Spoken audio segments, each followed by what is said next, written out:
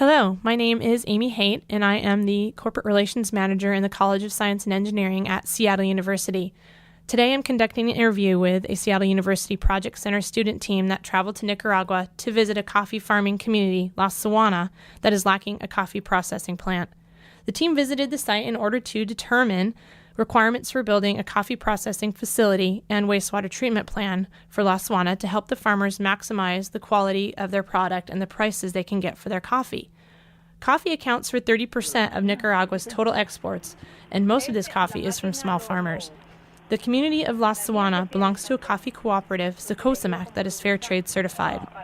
Catholic Relief Services assists Secosamac in securing regular purchasers of the coffee.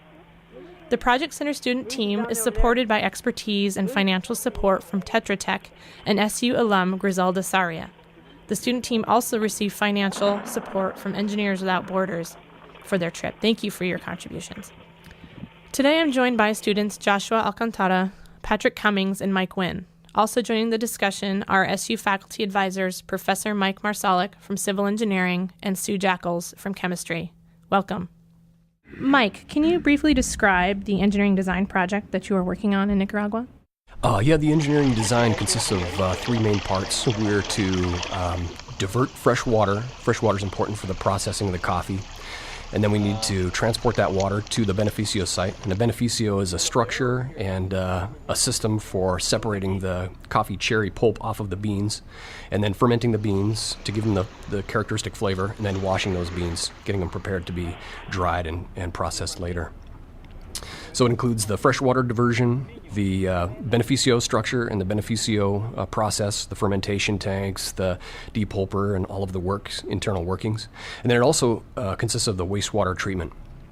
The wastewater from the process, the beneficio process, is basically it's vinegar, and it's got a lot of organic material in it and a very low pH.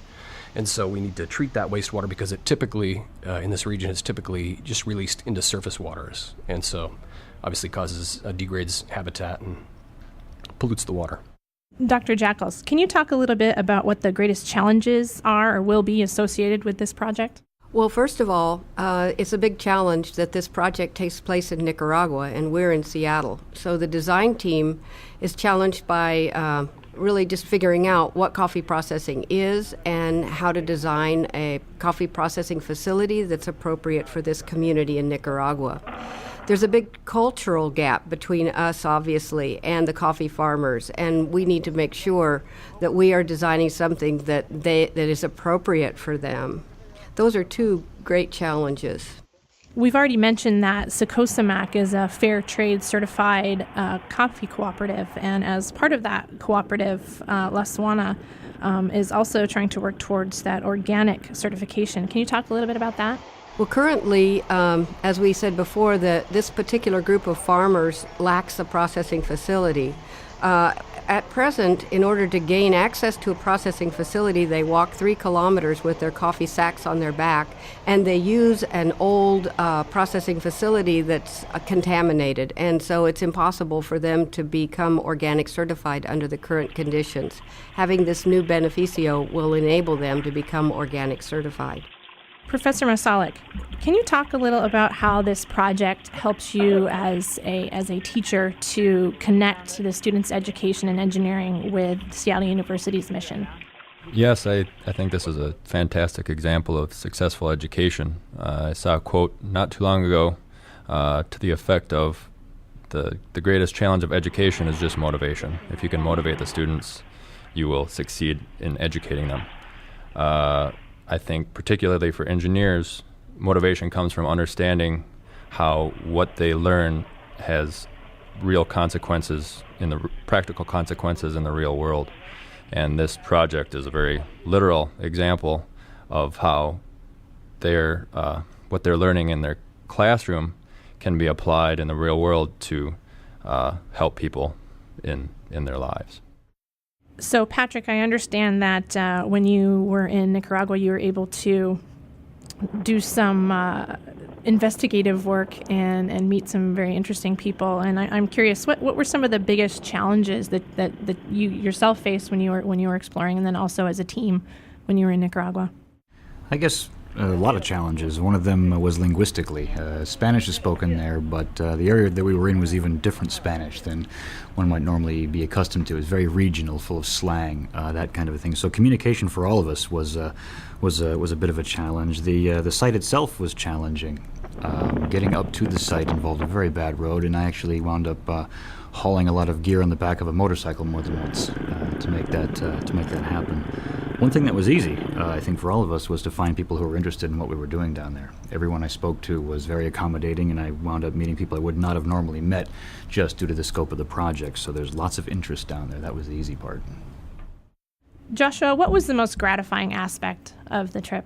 I think the most gratifying aspect for me was gaining an understanding of the world around us outside of Seattle and outside of our campus.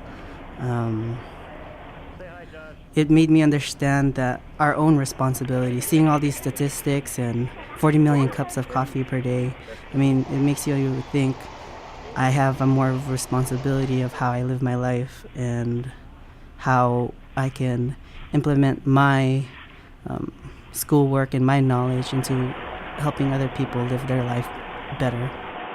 Mike, I'll ask you the same question. What was the most gratifying aspect of the trip for you? I couldn't pick one thing. I thought it was just absolutely fascinating. Culturally, I thought the place was paradise. Paradise with scorpions and with hard-biting bugs, and it was just a really fantastic trip. Really enjoyed it. The biggest challenge I thought was the airlines and airports in the United States on the way down. Patrick, what was the most gratifying aspect of the trip for you? I think the most gratifying aspect of the trip for me was seeing the whole process come together. It was pretty much coffee central in the middle of coffee time in the right kind of place, and so it was nice to see the overt sort of connectedness of the economics that were involved. They're very limited with infrastructure, and when we pay a little bit more for a mocha or a latte, I really got to see the workings of what that causes down there, and it does make a big difference, and it was nice to see that plain as day. Professor Jackals? Well, the most gratifying aspect of the trip for me was observing the engineering team and how the engineering team adjusted its project and expectations and time schedule to meet all of the things that we discovered when we went to Nicaragua that weren't the way we thought they would be when we left Seattle. So you have to be very agile when you're trying to work with a developing country, and it was very gratifying to me to see the team respond to that very positively. Professor Marsalik? I need to echo Sue's comments. I think it was really, really great to me to see the team work at the Beneficio and during sampling and really expand what we originally planned to do and do even more in the same time frame.